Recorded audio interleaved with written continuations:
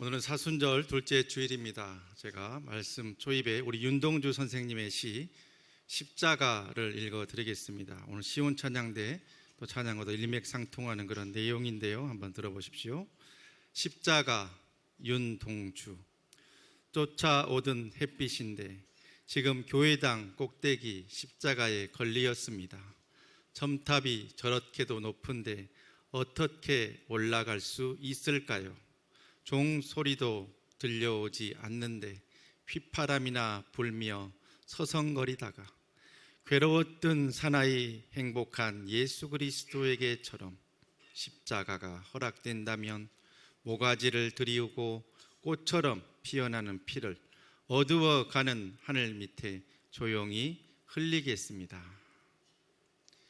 일제강점기 환란의 상황 속에서 그 땅의 지식인으로서 그러나 무력하고 무기력한 한 청년으로서 그다지 할 수 있는 일이 없었던 윤동주 선생님은 세상의 가장 약한 모습, 그러나 그 환난과 결론적으로 십자가를 지고 죽으시고 부활하심으로 말미암아 온 인류의 죄를 대속해 주신 가장 약한 것 같은 십자가가 가장 큰 힘을 가지고 모든 것을 이겨낸 그것을 보면서 자신의 상황을 예수님의 십자가에 투사하며 이 시를 이렇게 기록을 했습니다.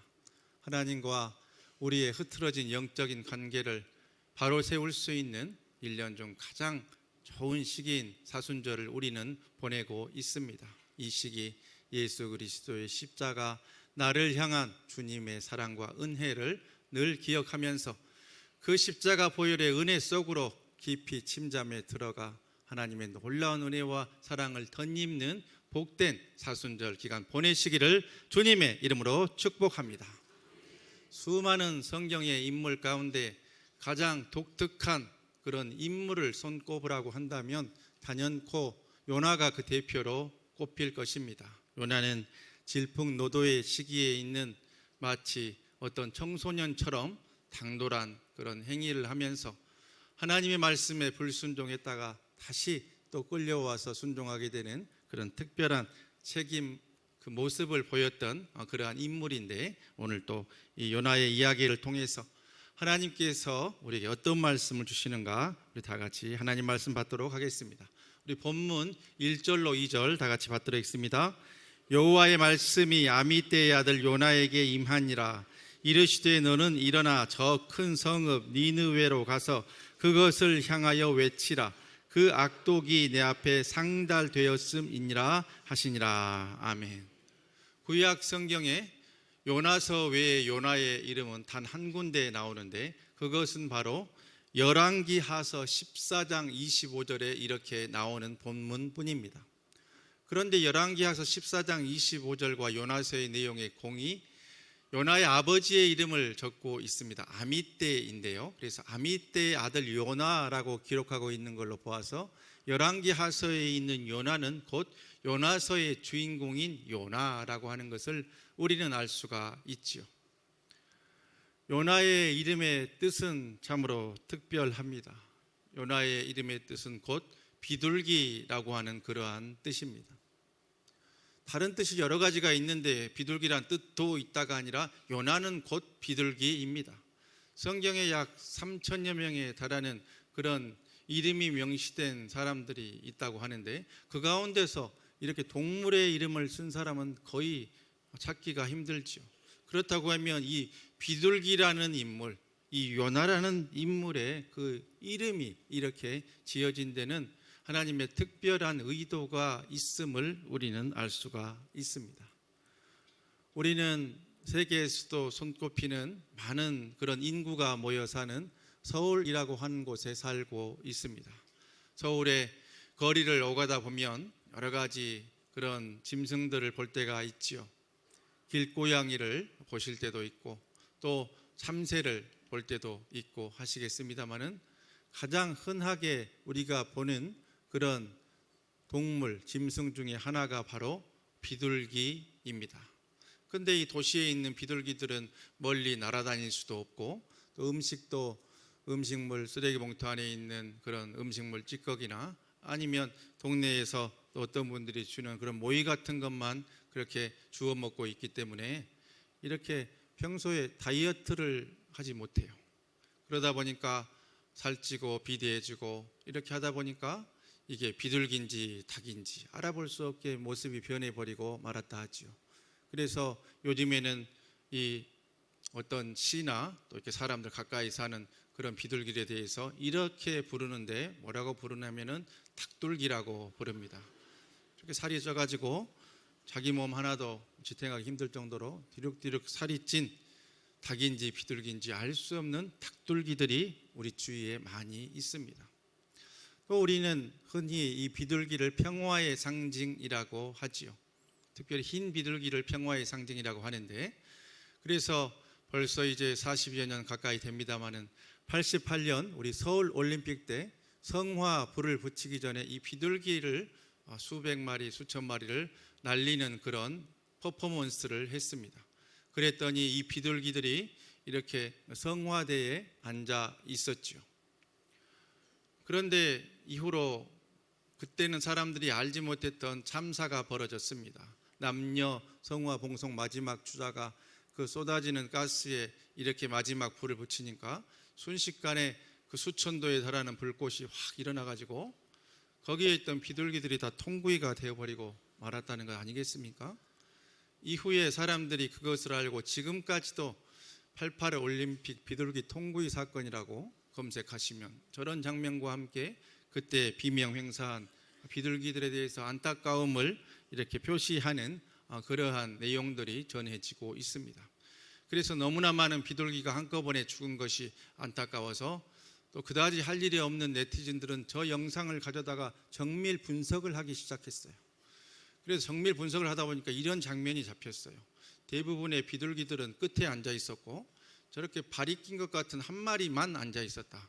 그래서 아마도 저 가운데 앉아 있는 한 마리만 타져 죽지 않았겠느냐라고 하면서 지금까지도 스스로를 위로하고 있는 것을 볼 수가 있습니다. 성경의 이 비둘기는 창세기 8장 노아의 방주 이후에 처음으로 등장을 합니다. 노아가 홍수 이후에 이 땅에 물이 얼마나 빠졌는가를 알아보기 위해서 처음으로는 까마귀를 창문을 열고 내보냅니다. 까마귀는 물이 마를 때까지 왕래했다고 말씀이 기록을 합니다. 그러니까 배 안까지 들어왔는지 아니면 나갔는지 모르지만 까마귀는 말씀 그대로 왔다 갔다 하면서 이렇게 정확하게 노아가 원하는 그런 결과를 가져오지 못했지요. 그러다 보니까 그 다음으로 노아가 내보낸 새가 바로 비둘기입니다. 처음 비둘기를 창문을 열고 내보냈더니 비둘기가 얼마 되지 않아서 다시 배로 돌아왔습니다. 7일이 지난 후에 문을 열고 비둘기를 내보냈더니 비둘기가 뭔가를 물고 왔는데 그것이 바로 감람나무 잎이었다고 말씀이 기록을 하지요. 땅에 물이 빠지고 이제 움이 돋고 나무들이 자라고 있다는 증거 아니겠습니까? 그래서 노아와 가족들은 굉장히 기뻐했겠지요. 또 한 주 뒤에 문을 열고 비둘기를 내보내서 계속 기다렸는데 비둘기가 오지 않았어요. 이것은 어딘가 자란 식물들 위에 집을 짓고 이제 새로운 삶을 살아가고 있음을 의미하는 것이었습니다. 그래서 노아는 비로소 그때 하나님이 문을 열어주심으로 아라랏산 정상에서 내려와서 방주 밖으로 나올 수가 있게 되었습니다. 구약에서의 이런 첫 비둘기의 등장은 순종과 생명 그리고 새로운 출발을 이렇게 의미합니다. 노아가 방주에 있는 수많은 새 가운데서 특별히 비둘기를 내보낸 것은 자신의 삶의 초소로 늘 되돌아오는 비둘기의 귀소 본능을 노아가 알고 있었음을 드러내고 있는 것이지요. 이렇게 비둘기에 대한 첫 이야기는 창세기 8장의 노아의 방주 사건 이후에 기록이 되어져 있습니다. 그렇다고 하면 이 비둘기에 대한 이야기가 이 구약의 마지막 부분에 쓰여진 곳은 어떤 곳일까요? 바로 호세아서 11장 11절에 이렇게 기록되어져 있으니 우리 이 말씀 다 같이 받들어 읽겠습니다. 그들은 애굽에서부터 새같이 아수르에서부터 비둘기같이 떨며 오리니 내가 그들을 그들의 집에 머물게 하리라. 나 여호와의 말이니라. 아멘. 여기에서 비둘기라는 단어가 나오는데 히브리어로 아수르에서부터 요나같이 떨며 오리니라고 정확하게 요나라는 단어로 기록이 되어져 있습니다. 즉 호세아서 11장 11절에 쓰인 비둘기라는 단어는 요나서에서 만나는 그 주인공이 요나와 같은 단어입니다. 호세아서에서 말하고 있는 새와 비둘기는 이스라엘 백성에 대해서 말하고 있고, 이들이 애굽에서부터 아수르에서부터 떨며 돌아와 다시 하나님의 품으로 와서 하나님은 그들을 은혜를 베푸셔서 그들의 집에 머물 수 있게 해 주신다고 하는 은혜와 회복의 말씀입니다. 우리는 창세기 8장에 있는 이 비둘기 요나의 이야기와 그리고 호세아서 11장에 있는 요나의 이야기, 비둘기의 이야기, 또 요나서에 있는 요나의 이야기를 일맥상통한 개념으로 보면서 왜 하나님은 비둘기라는 선지자의 이야기를 통해서, 그를 통해서 니느웨에 가서 40일이 지나면 니느웨가 무너지리라 하는 그 말을 전하게 했는가 하는가를 우리가 영적으로 반추하며 묵상할 필요가 있습니다. 비둘기는 결국에는 자신이 살고 있는 곳으로 돌아옵니다. 하나님 호세아서 말씀을 통해서도 이들이 떨며 돌아온다고 말씀하셨습니다. 요나서의 그 요나, 그 비둘기라는 이름을 가진 그 선지자는 잠깐 불순종하고 하나님의 곁을 떠났지만 결국에는 하나님이 그를 잡아다가 깨닫게 하고 하나님 품으로 돌아오게 해서 다시 쓰임받게 만들어 주셨습니다. 이 요나의 이름이 의미하고 있는 것은 무엇이겠습니까? 결국 하나님이 택한 사람, 하나님이 살려주기로 작정하신 사람들은 어떠한 상황 가운데서도 결국 하나님께로 돌아오게 만들어 버리신다고 하는 그러한 말씀입니다.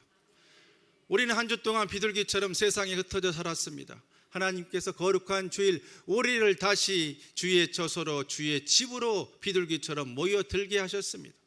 우리의 인생도 이와 같습니다. 세상에서 세파에 힘들고 지치고 넘어지고 세상의 모든 것들이, 암울한 현실들이 우리를 주저앉게 하고 우리를 넘어지게 할지라도 우리가 결국 돌아가야 될 곳, 비둘기처럼 모여들어야 할 곳은 주님 품임을 꼭 기억하실 수 있기를 바랍니다. 우리가 의지하고 우리가 기댈 언덕은 어떠한 사람도 아니요 물질도 아니요 우리의 건강도 아니고 우리의 젊음도 결코 아닙니다. 우리가 돌아가야 될 곳, 가슴 열고 우리를 기다리고 계신 분, 우리가 결국에 찾아가야 할 곳은 영원한 집, 하나님 한 분뿐임을, 예수 그리스도 그분뿐임을 기억하고 삶의 자리에서 낙담하고 낭망하고 사람에게 실망하고 상처받을 때마다 주님께로 돌아와서 위로와 평안과 힘 얻으시는 귀하고 복된 주의 자녀들 다 되시기를 주님의 이름으로 축복합니다. 이어서 우리 3절 말씀 다 같이 받도록 하겠습니다. 그러나 요나가 여호와의 얼굴을 피하려고 일어나 다시스로 도망하려 하여 요바로 내려갔더니 마침 다시스로 가는 배를 만난지라. 아멘. 하나님께서 요나에게 큰 성읍 니느웨로 가서 외치라고 명령하십니다. 이 니느웨는 오랫동안 아수르, 세계사에서 아시리아라고 말하는 곳의 수도였습니다. 이곳은 오늘날의 어디일까요? 바로 중동에 있는 이라크의 북부에 있는 모술이라고 하는 곳의 동쪽에 오늘날도 니느웨의 유적이 있습니다. 요나서 4장에서는 그 당시에 이 니느웨의 인구가 12만여 명이고 그 니느웨는 큰 성읍이어서 사흘길을 돌아다녀야 될 만큼 큰 성읍이라고 표현을 하고 있습니다. 지금 이곳에 보이는 띄어져 있는 그림을 보시면 예루살렘과 니네베라고 하는 곳에 이렇게 빨간색으로 하이라이트가 되어져 있는데요. 이렇게 예루살렘에서 지중해, 저 파란색은 바로 바다를 말하는데 지중해인데, 니네베라고 되어 있는 니느웨는 내륙 쪽입니다. 바로 동편에 있는 땅 쪽으로 들어가야 이렇게 니느웨가 있습니다. 그런데 바다는 그 반대쪽이라는 것을 일단 이해를 하시고, 그런데 이런 일이 있었습니다. 지금으로부터 약 10여 년 전에 우리가 기억하고 있는 이슬람 극단주의 테러 단체인 IS라고 하는 그런 끔찍하고 악한 사람들이 있었음을 기억하실 것입니다. 이 IS가 이라크의 모술 지역을 점령을 했습니다. 그러면서 그 모술 지역에 있었던 그 니네베에 있고 모술에 있는 한 이슬람의 모스크에 있는 요나의 무덤이라고 전해지는 그 유적지에 폭탄을 설치를 했어요. 그래서 그것을 폭파시켜서 이른바 요나의 무덤을 산산조각을 내고 말았습니다. 저 위에 보이는 흑백 사진은 요나의 무덤이 무너지기 전의 사진이고, 저 밑에 있는 사진은 IS가 이제 폭탄을 설치해서 파괴해버린 그런 안타까운 그러한 사진이지요. 이들은 또 니느웨에 있는 수천 년 된 성벽을 또한 이렇게 파괴했다고 합니다. 그래서 우리 믿는 이들로서도 참으로 안타까운 일이고, 또 국제사회에 그 당시에도 많은 그런 비판과 지탄을 받기도 하였죠. 니느웨는 이처럼 지중해 반대편에 있는 내륙에 있는 도시입니다. 오늘날에도 그 유적이 전해져 오는 분명히 역사적으로 실존했던 그런 도시라는 사실이죠. 예루살렘의 동편에 있는 도시입니다. 그런데 요나는 서편에 있는 지중해에 있는 다시스라고 하는 곳으로 가기 위해서 요빠로 향하게 가게 됩니다. 그러니까 이쪽에 니느웨가 있다면 요나는 이 반대편으로 갔다 하는 것이죠. 그러면서 말씀은 이렇게 기록을 하고 있습니다. 이 니느웨의 반대편 되는 이러한 다시스는 오늘날의 이 고대 근동의 그 당시의 사람들 생각했던 세계의 끝이라고 여겨지는 서바나, 즉 스페인의 한 지역일 것이다, 이렇게 추정이 되고 있는데요. 오늘 말씀 가운데 3절 말씀에 다시스로 도망하려 하여 요빠로 내려갔다고 말씀이 표현을 합니다. 하나님의 말씀에 불순종해서 하나님으로부터 도망하려 하여 요빠로 내려갔다고 말씀은 표현하고 있지요. 근데 2절 말씀에 하나님께서는 요나에게 이렇게 말합니다. 일어나서 큰 성읍 니느웨에 가서 외치라고 말합니다. 그런데 요나는 오히려 내려가고 결국 도망가서 요빠로 내려가고 말았다, 이렇게 표현을 하고 있습니다. 이것은 요빠로 내려갔다고 하는 이런 요나의 행동을 말하고 있음과 동시에 하나님으로부터 멀어지고 있는 욥의 행동이 곧 내려가고 있다는, 영적으로 하나님으로부터 멀어지고 있는 것을 내려가고 있다고 표현하고 있는 것이죠. 요빠에 간 이러한 요나는 배를 탔습니다. 배를 타서 어떻게 했습니까? 다시스로 가려고 하는 배를 타고 5절 말씀에 이렇게 하고 있다고 기록을 하고 있는데, 우리 이 말씀 다 같이 받도록하겠습니다. 요나는 배 밑층에 내려가서 누워 깊이 잠이 든지라. 아멘. 요나는 요빠로 내려갔습니다. 그곳에 배를 탔는데 배 갑판 위에서 시원한 바닷바람을 쐬면서 마음을 다잡고 또 하나님께 죄송하다고, 그러나 나는 그 일 못하겠다고 한 것이 아니고, 그 배에서도 마치 숨바꼭질을 하는 아이가 장롱 속 이불 밑에 숨어 들어가는 것처럼 혹시나 하나님의 눈에 덜 띌까 봐 배 밑으로 더 내려갔다 하는 것입니다. 요빠로 내려가고 배 밑층으로 내려가고 점점 요나는 영적으로 침체되고 하나님으로부터 멀어지는 행위를 하고 있습니다. 여기에 더해서 요나는 어떻게 합니까? 또 다 귀찮다, 하나님도 싫고 뭐도 싫고 해서 잠이 들었다고 말씀은 기록하고 있습니다. 내려가는 것도 보통 일이 아니고 하나님께 불순종하는 것도 보통 일이 아닌데 그 상황 속에서 잠까지 들었다, 이렇게 말씀은 기록하고 있는 것이지요. 요나는 계속해서 내려갔습니다. 그러다 보니까 나중에 큰 풍랑이 일어서 제비뽑기를 통해서 요나가 제물로 바다에 던져지게 됩니다. 큰 물고기를 하나님께서 배 밑에 대비시켜 놓고 배가 이쪽으로 가면 이쪽으로 그 물고기가 따라가고 저쪽으로 가면 저쪽으로 따라가고 던지는 그 시점에 정확하게 요나를 기다리고 있다가 하나님의 말씀에 의해서 큰 물고기는 요나를 삼키고 말지요. 이 내려가기를 좋아하는 이 요나를 하나님이 어디까지 끌고 내려갔는가? 요나서 2장 6절의 요나의 기도에 보면 이렇게 기록하고 있습니다. 이 말씀 다 같이 함께 읽겠습니다. 내가 산의 뿌리까지 내려가 싸우며 땅이 그 빗장으로 나를 오래도록 막았사오나. 아멘.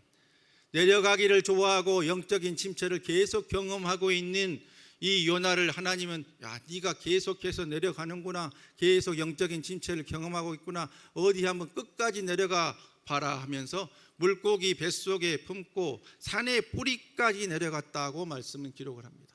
이것은 저 시면 바다의 맨 밑바닥까지 그 물고기가 내려갔다고 하는 그러한 말씀이죠. 내려가기를 좋아하는 요나를 하나님은 끌고 물고기 뱃속에 넣어가지고 바다 밑바닥까지 내려가게 만들어 버리고 말았다고 하는 그러한 사실입니다. 성경의 대부분의 기록은 내려가는 것에 대해서 긍정적인 묘사를 하지 않습니다.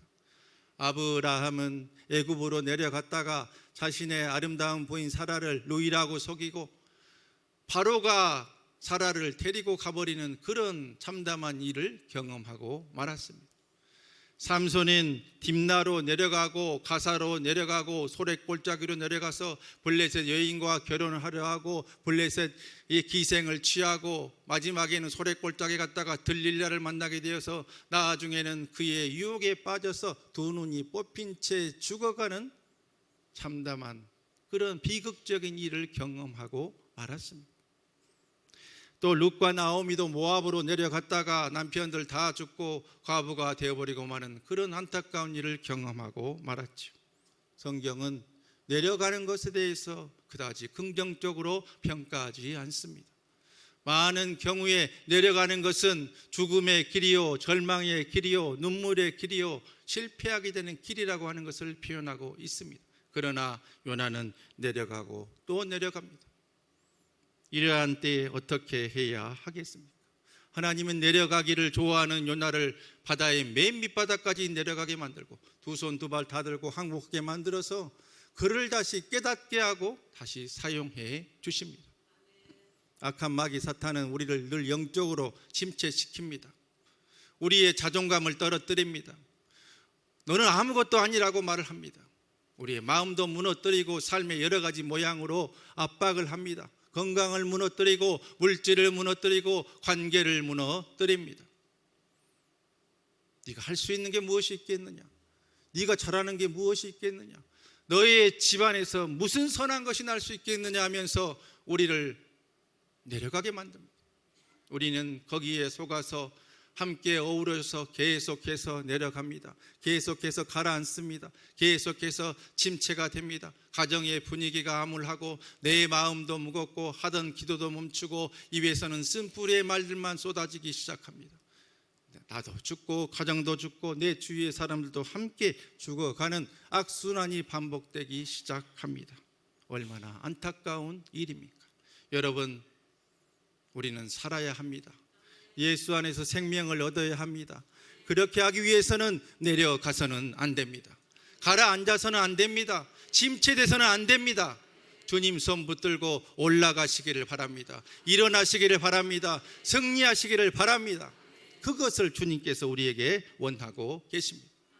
그래서 이런 때에 요나는 어떻게 하나님께서 인도하셨는가? 우리 다 같이 3장 1절로 3절 말씀 받들어 읽습니다. 여호와의 말씀이 두 번째로 요나에게 임하니라. 이르시되 일어나 저 큰 성읍 니느웨로 가서 내가 내게 명한 바를 그들에게 선포하라 하신지라.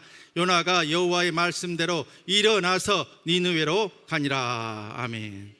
하나님의 명령을 거부한 요나, 내려가다가 산의 뿌리까지 내려가고 말았습니다. 그때 그 자리에서 요나는 회개하였고 하나님은 다시 큰 물고기를 해변가로 올리셔서 요나를 토해내게 해서 요나는 자신의 사명을 감당하게 됩니다. 이 모습은 너무나 극적인 모습이었기 때문에 이렇게 많은 사람들이 이렇게 성화로 기록을 하고 있죠. 요나를 삼킨 그 물고기는 어떤 물고기였습니까? 큰 물고기였는데 어떤 물고기였습니까? 저렇게 그림을 그린 피에터 라츠만도 아예 제목을 요나와 고래라고 그렇게 지었어요. 근데 성경에 고래란 말이 있습니까? 없습니까? 없습니다. 큰 물고기라고만 있습니다. 여러분, 큰 광어일 수 있습니다. 큰 넙치일 수 있어요. 왜 꼭 고래라고만 생각하십니까? 성경은 그냥 큰 물고기라고만 표시를 하고 있어요. 이렇게 물에 던져졌다가 극적으로 살아난 요나의 체험과 비슷한 이야기가 우리나라의 그런 전통적인 소설에도 있지 않습니까? 바로 심청전, 인당수에 던져졌던 심청이가 연꽃 속에서 살아난다 하는 것 비슷한 모티브의 이야기입니다. 그런데 아예 이 요나의 이야기를 가져다가 소설로 쓴 사람이 있었으니 그것이 바로 이태리의 그러한 소설인 피노키오라고 하는 소설이지요. 그래서 이 피노키오는 워낙 유명한 소설이 돼서 디즈니에서 이렇게 실사판 애니메이션 영화로까지 만들게 되었습니다. 이런 이야기가 있습니다. 예수님이 사흘 만에 부활하신 뒤 40일간 이 땅에 계시다가 이제 승천하셨어요. 그래서 세상의 시간으로 한 20여 년이 지난 후에 이렇게 천국에서 들어오는 사람들을 맞이하고 있는데, 저 멀리서 한 남자 어르신, 한 노인이 구부정한 채로 또벅또벅 걸어오는데 너무나 낯이 익은 거예요. 조금 모습은 변했지만 낯이 익은 그분에게 가서 울먹거리는 목소리로 예수님이 이렇게 물었다는 거 아니겠습니까? 저 혹시 어르신 세상에서 혹시 목수일을 하셨나요? 아, 맞아요. 저는 목수였습니다. 또 그렇게 또 그 다음에 이렇게 물어봅니다. 혹시 당신에게는 아버지를 통하지 않은 아들이 있었지요? 그러니까 예, 그런 아들이 있었어요. 또 한 가지 더 물어봅니다. 그 아들은 본래 사람이 아니었지요? 예, 그렇지요. 사람이 아니었어요. 이제 거의 확실한 거 아니겠습니까? 예수님은 감격이 복받쳐 눈물을 흘리면서 이렇게 말합니다. 그리고 그 아들의 손과 발에는 못자국이 있었지요? 그렇지요. 못자국이 있었어요. 예수님이 감격해서 아버지 하고 껴안으니까 그 할아버지가 이렇게 말했다는 거 아니겠습니까? 아니, 네가 정말 피노키오란 말이냐? 그러니까 요셉이 아니고 바로 제페트 할아버지였다고 하는 그러한 이야기입니다. 요나가 큰 물고기 뱃속에서 철저히 회개하자 하나님은 요나를 다시 일으켜 세워서 올라가게 만들어서 해변에 토하게 돼서 요나의 사명을 감당케 하십니다. 2절 말씀에 하나님은 이렇게 말씀하십니다. 우리 말씀 다 같이 받도록 하겠습니다. 일어나 저 큰 성읍 니느웨로 가서 내가 내게 명한 바를 그들에게 선포하라. 아멘. 일어나라고 말씀합니다. 그랬더니 요나가 처음에 일어나라 했을 때는 도망을 가고 내려갔는데 이번에는 어떻게 했는가? 3절 말씀에 이렇게 기록하고 있죠. 시작. 요나가 여호와의 말씀대로 일어나서 니느웨로 가니라. 아멘. 더 이상 내려갈 데 없는 곳까지 하나님은 계속 내려가게 만드셔서 산의 뿌리까지 바다의 밑바닥까지 내려가게 하셔서 막다른 골목에 내몰아서 두 손 두 발 다 들게 요나를 만드시더니 이제는 물고기 뱃속에 태워서 올라가게 해서 해변에 토하게 만드신 후에 일어나서 니느웨로 가서 외치라고 말할 때에 요나는 일어났다고 말씀은 표현을 하고 있습니다. 여러분, 올라가셔야 합니다. 일어나셔야 합니다. 그래야 역사가 나타납니다. 여기서 일어난다고 하는 표현을 제가 원어로 찾아보면서 놀라운 사실을 발견했어요. 여기서 일어나서라는 표현에 쓰인 히브리 말은 바로 쿰이라고 하는 말입니다. 한번 따라해 보실까요? 쿰. 일어나라 하는 그런 말입니다. 쿰이 일어난다는 말을 들을 때 떠오르는 성경의 이야기가 있으시죠. 바로 마가복음 5장에서 예수님께서 죽은 야이로의 딸을 소녀야 일어나거라 했을 때에 달리다 쿰 하고 말씀하셨던 것이죠. 똑같은 말씀입니다. 요나서에 나오는 일어난다는 말씀은 히브리어이고 성경의 마가복음 5장에 기록된 달리다 쿰에 기록된 것은 아람어입니다. 그런데 여기에 쓰인 일어난다는 말 쿰이라고 하는 말은 똑같은 어원이고 같은 의미이지요. 맥체인 성경 읽기 잘하고 계시죠? 말씀 잘 읽고 계신 것으로 믿습니다.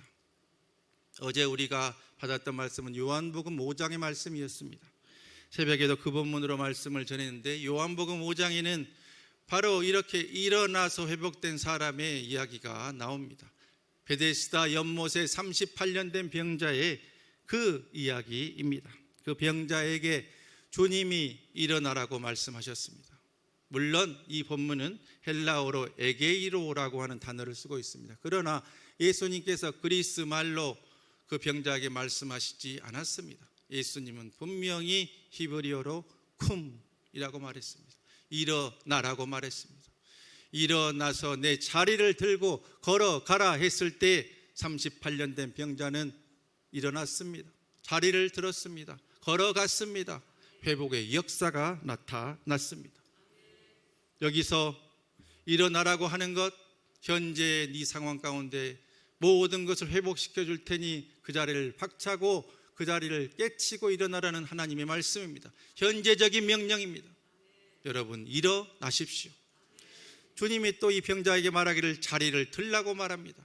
그 자리는 수년인지 38년인지 몇 달인지 알 수가 없지만은 이 병자의 눈물과 땀과 피고름과 온갖 병자로서의 흔적이 묻어 있는 그 자리 아니겠습니까?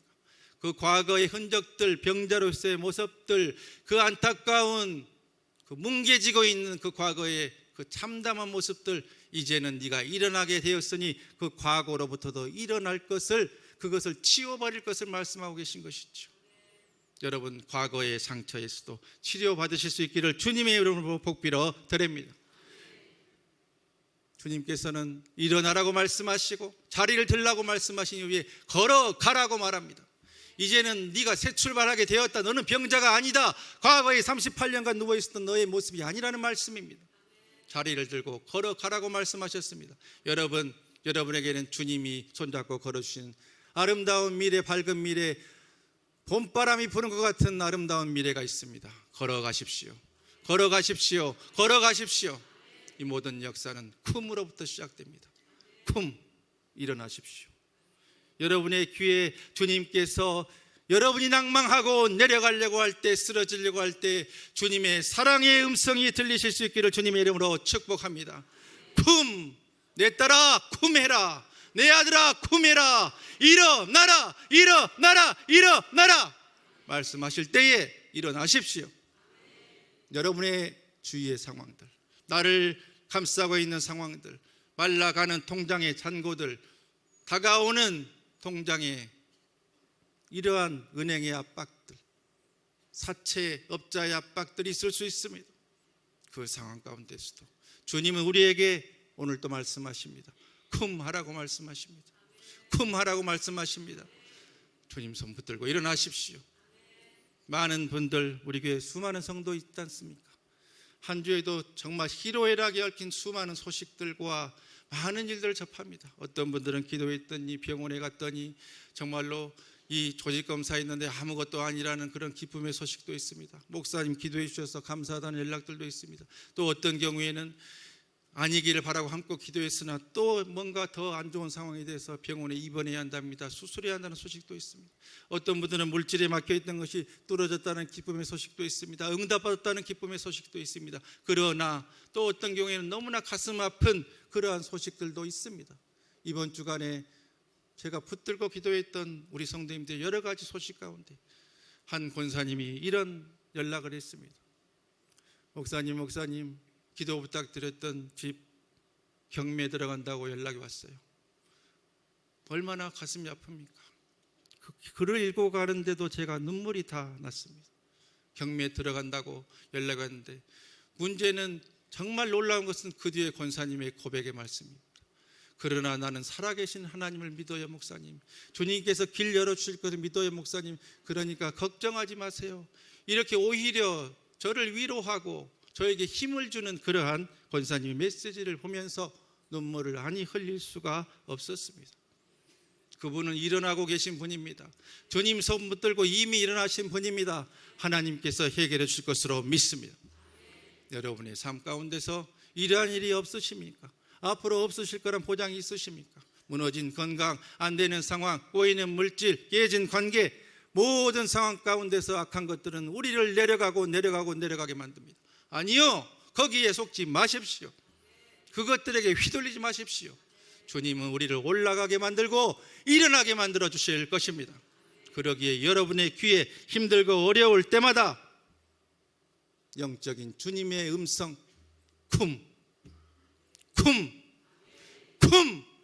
일어나라고 말씀하시는 주님의 음성 여러분의 귀에 들려와서 벌떡벌떡 일어나고 올라가고 결국에는 승리하고 간증하는 주의 복된 귀한 자녀들 다 되시고 꼭 되시기를 주님의 이름으로 간절히 축원합니다.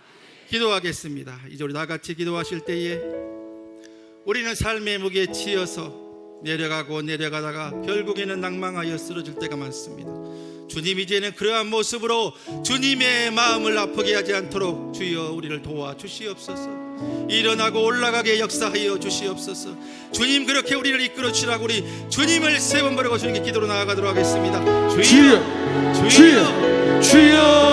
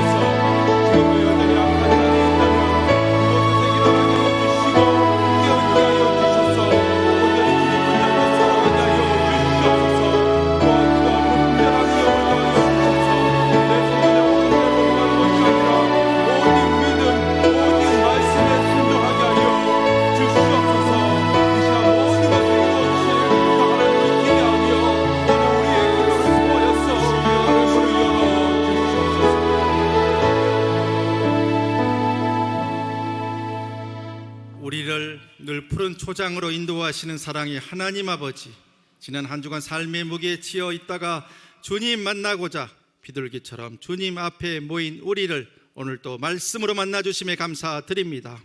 우리의 답답한 상황과 환경 속에서 주님께 불순종하며 내려가고 또 내려가고 내려가는 일이 없게 주여 도와 주시옵소서. 날마다 주님 바라보고 올라가고 일어나고 일어나고 또 일어나는 우리 되게 도와 주시옵소서. 주시옵소서. 주시옵소서. 그래서 맡겨주신 귀한 사명 더 잘 감당해서 칭찬받는 삶의 은혜와 응답과 간증이 넘치는 주의 복된 자녀들 다 되게 역사하여 주옵소서. 꼭 그렇게 해주실 것을 믿사옵고 이 모든 간구 우리를 사랑해 주신 그리스도이신 예수님의 이름으로 간절히 기도하옵나이다. 아멘. 이제는 우리 삶에 일어나라 말씀해 주시고 우리를 올려주시고 우리를 위로해 주시고 힘을 주시는 주님의 은혜를 생각하면서 우리 은혜 찬양으로 결단하도록 하겠습니다.